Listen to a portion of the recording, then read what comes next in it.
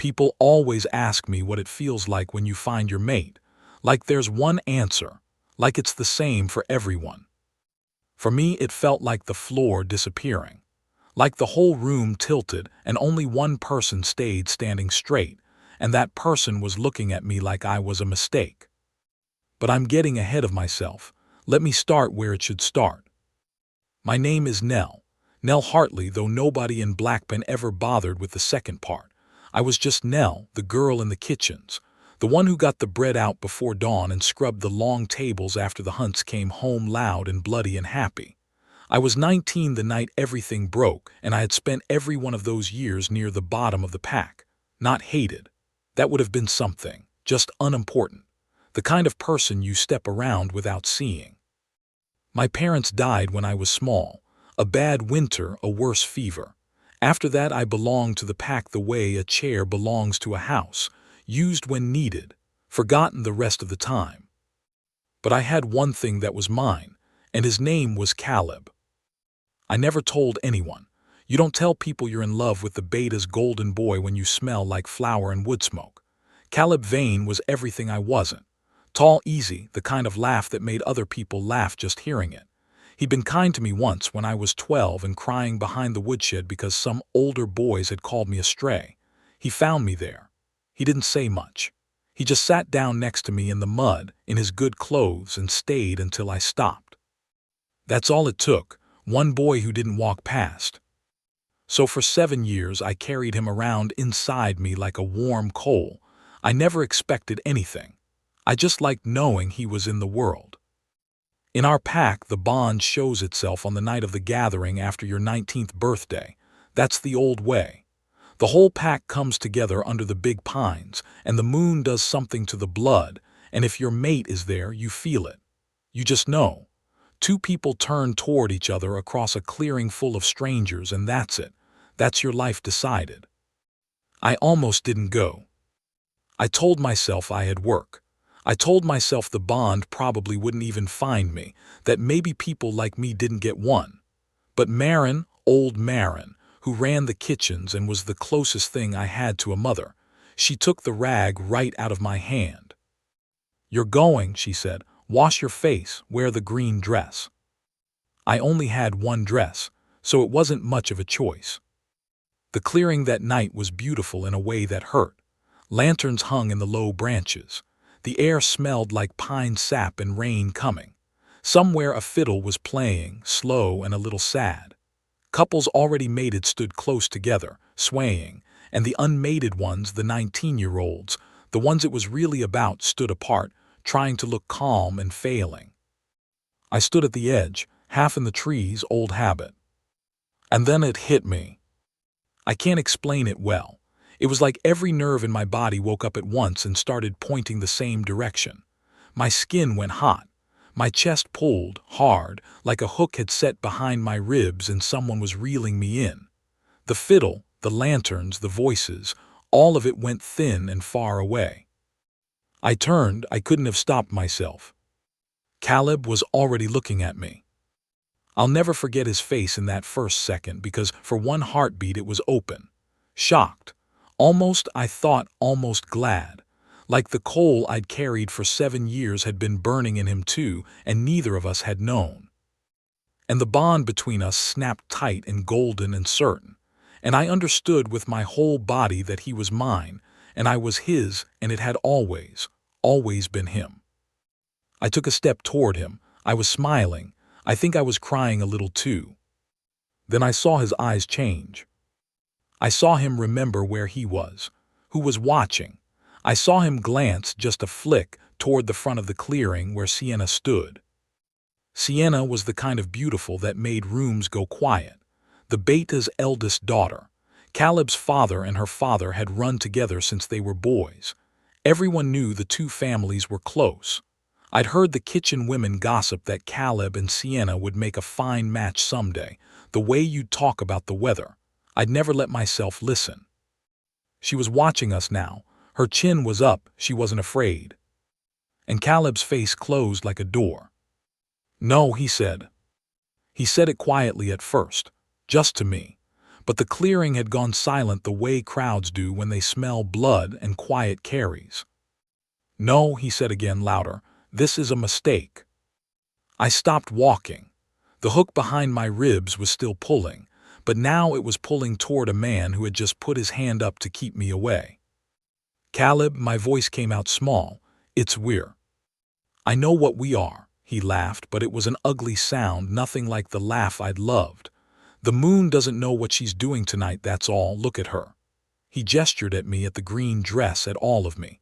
"Look at her, flower in her hair, no family, no standing. You think that's the mate the goddess picked for the future beta?" Somebody laughed. I'll never know who.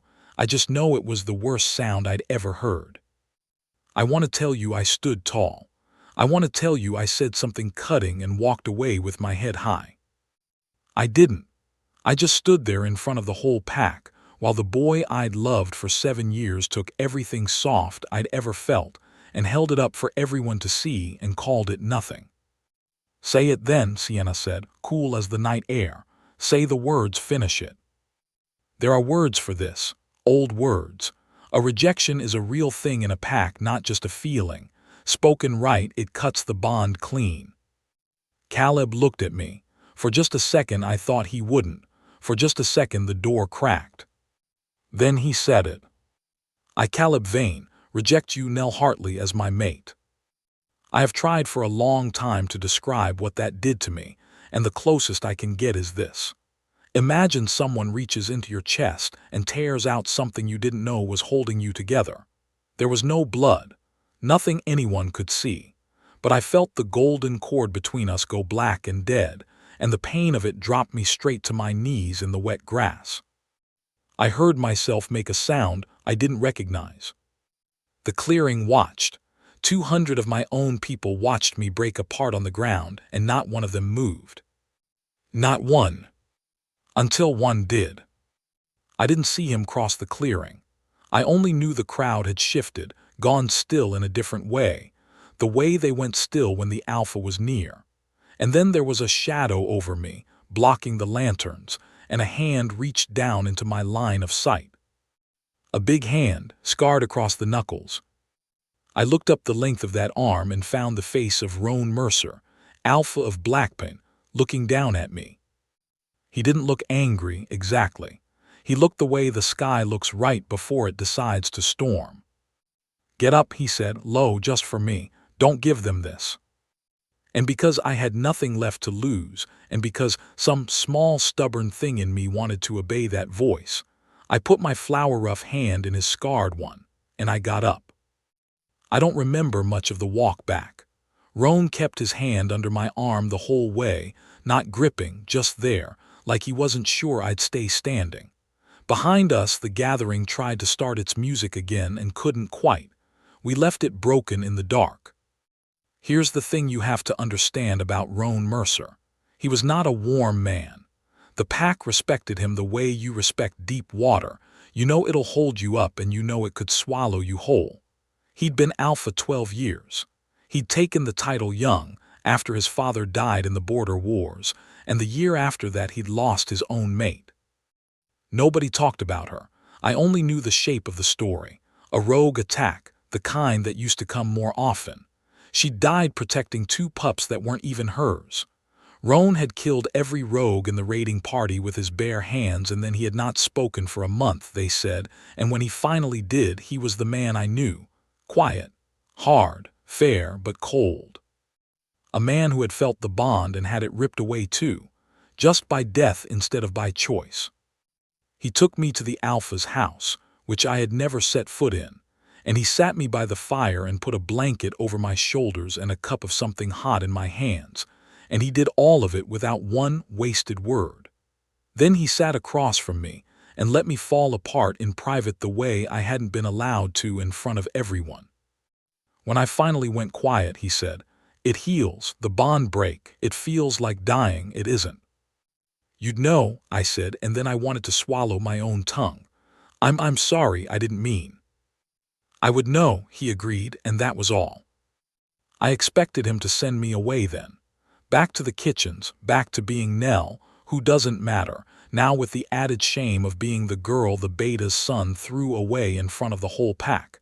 That was how these things went. A rejected mate was bad luck. People would look at me sideways for years. Instead he said, "You can stay in the back room tonight. Marin will fuss otherwise." So I stayed. One night turned into a week. He didn't make a thing of it. I started getting up before him, the way I always had, and there was always bread in the morning. He never said thank you in words, but the second loaf always disappeared, so I knew. We talked slowly.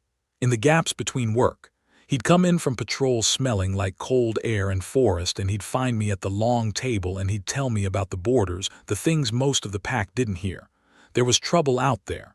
A pack from the north, the Vasen, pushing into our territory. Cattle gone. A scent line crossed twice. He was worried, and I think I was the only one he let see it. I asked him once why he'd lifted me up that night, why he'd bothered. He thought about it a long time. Roan always thought before he spoke, like words cost him something. "Because nobody lifted her," he said finally. "After, there should have been someone." I knew who he meant. I didn't push. What I felt for him then wasn't the bright golden thing I'd felt for Caleb. It was slower, heavier. It was the way you feel about ground that holds your weight. And I told myself sternly that it was only gratitude, because a woman who'd been thrown away once does not let herself reach for the alpha. That's not a thing that ends well for the woman. But the body knows before the mind admits it. I started listening for his step on the porch. I started saving the good cuts of meat. I started, God help me, to hope, in the careful starving way of someone who has learned that hope is dangerous. It might have stayed there half-spoken for a long time, maybe forever. The Vasen didn't give us that long. They came on a gray afternoon when half the pack was out at the far meadow bringing in the herd before the rains. The attack wasn't at the borders where we were watching.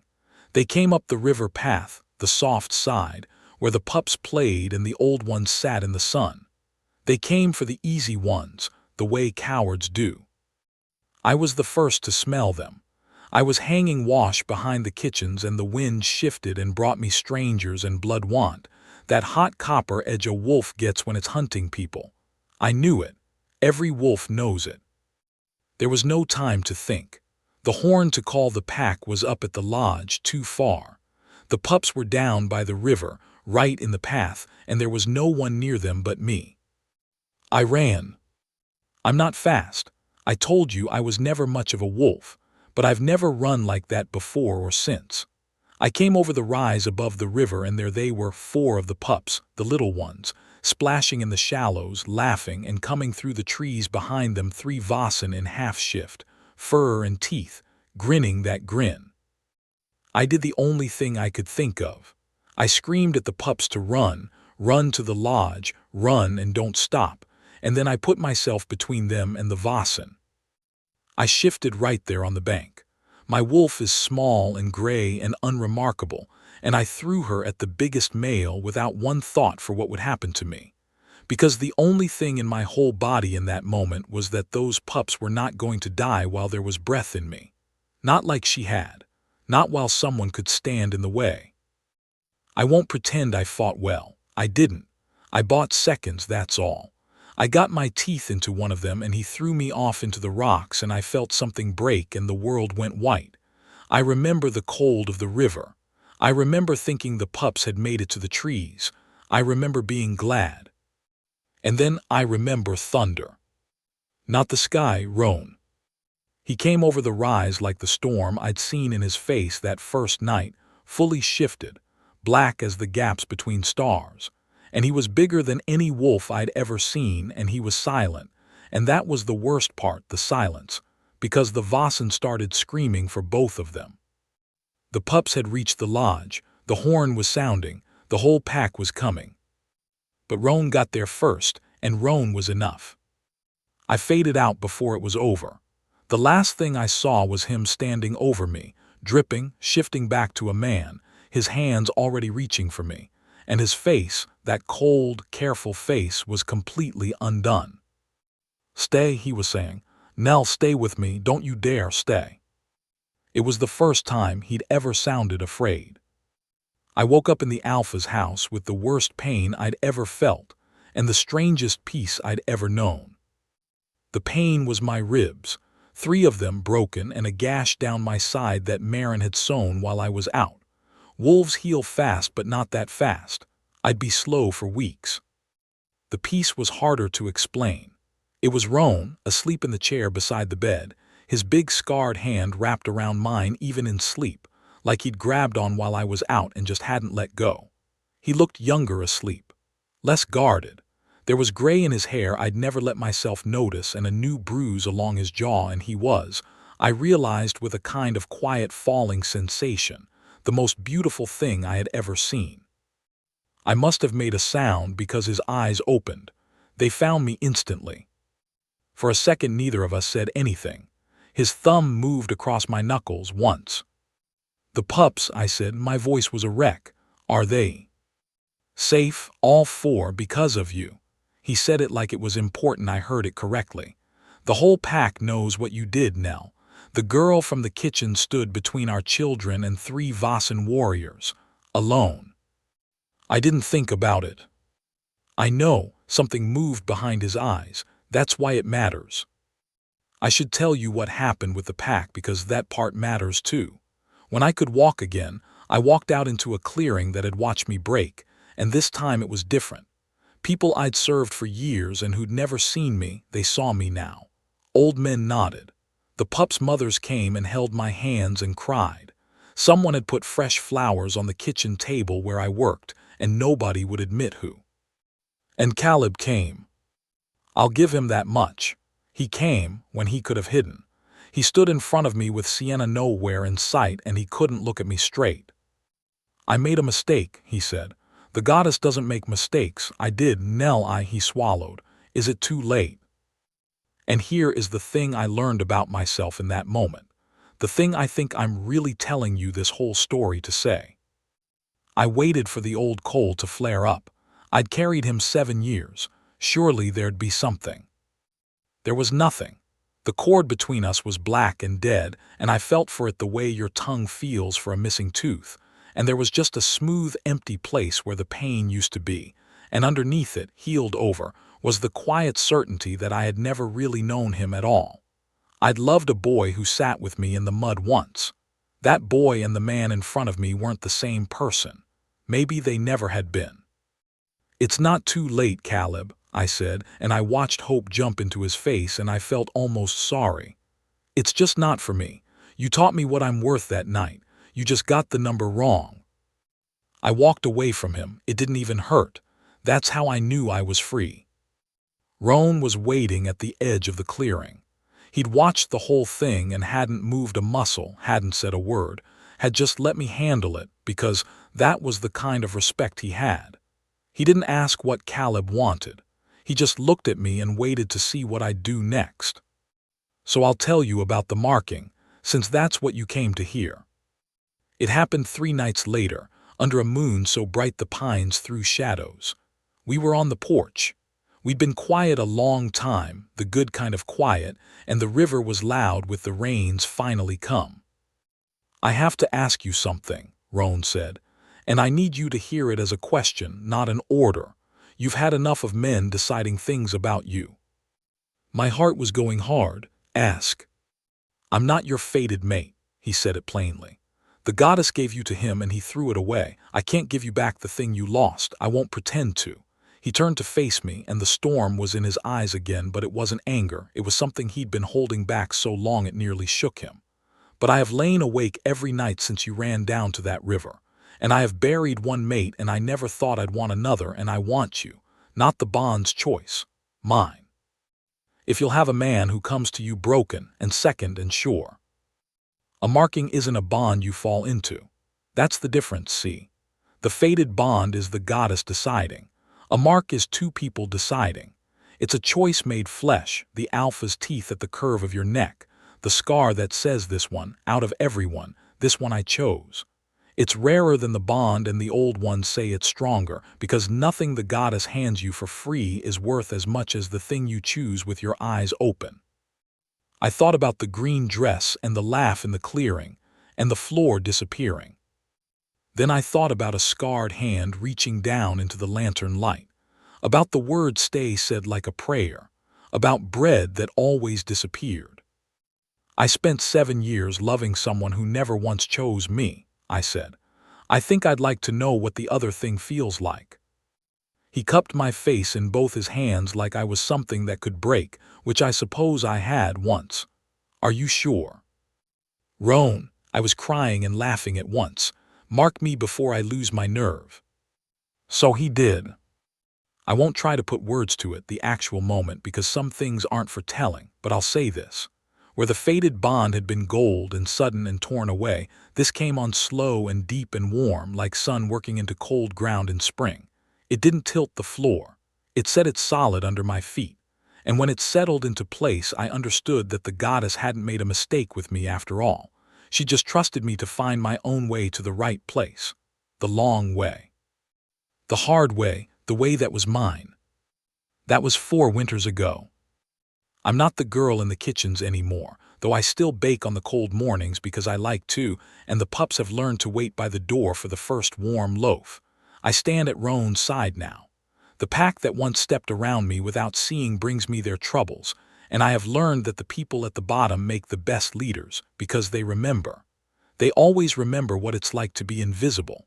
I make sure no one in Blackpine stands alone in a clearing again. Ever. That's the one rule I die for.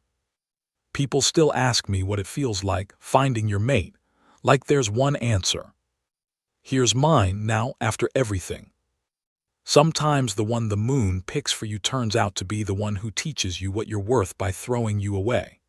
And sometimes the one who matters is the man already standing in the dark, who crosses the whole clearing while everyone else just watches and reaches down a scarred hand and says the only word that ever mattered.